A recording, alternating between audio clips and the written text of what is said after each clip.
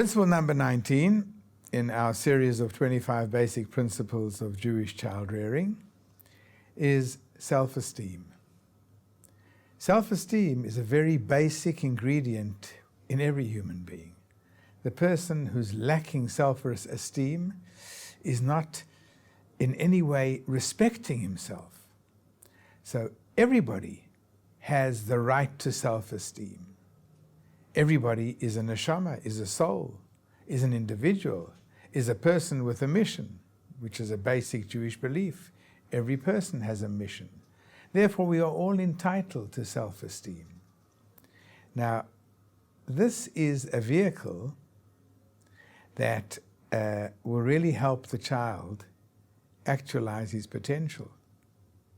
As he begins to respect himself more and hold of himself in his particular areas, so his personality builds, and so he slowly, even from a tender age, begins developing into who he really could be and should be.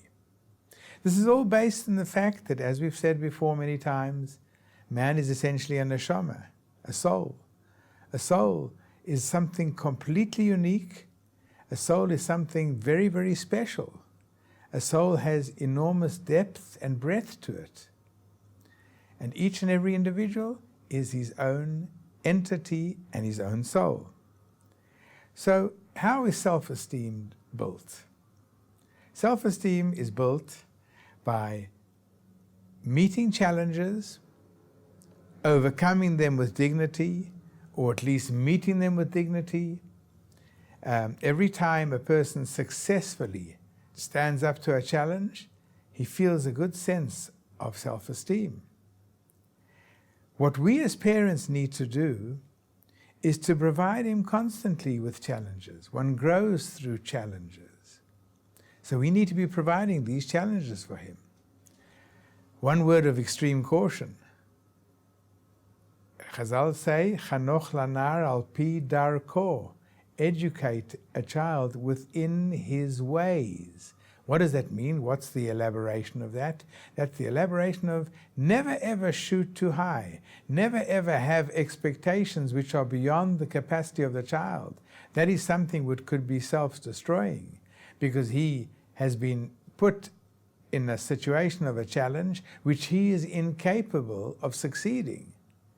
Failure is something which can happen. We need to help our children relate to failures. But if failures are repeated over and over and over again for the mere reason that the challenges have been too difficult, we've set the bar too high, so they're incapable of scaling that bar. They'll never get over the bar.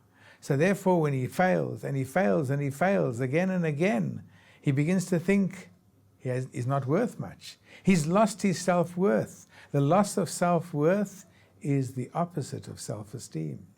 So this is a big challenge of parents. Make sure that we are setting for him goals, putting him in a situation of challenge, but always within his reach.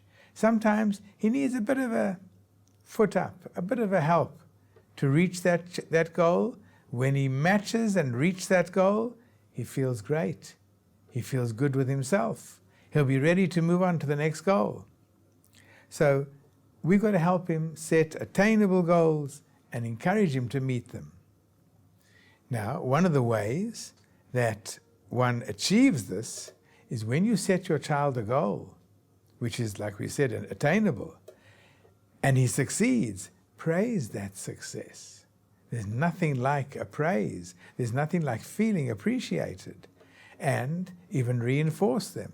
When we notice that a child has a certain inclination to certain areas, music, art, gardening, cooking, whatever it might be, make sure we provide him with enough trials in that arena, in an arena where the chances of his success are excellent. Then he will achieve, he will feel good with himself, and he'll be ready to take on the next hurdle. One word of caution: don't focus on failures. Move on. Just get up and keep moving. So there's a failure, That means either he wasn't ready for it, he wasn't sufficiently focused, he wasn't sufficiently trained for it, it wasn't yet the right time. So let's not dwell on them, let's not harp on them, let's go on to the next challenge. Maybe adjusting the bar to a more attainable and realistic level. Help him and let him try again and let him succeed, because success and feeling good with oneself builds up the self-esteem, and this is a vital component for mature, stable, healthy adulthood.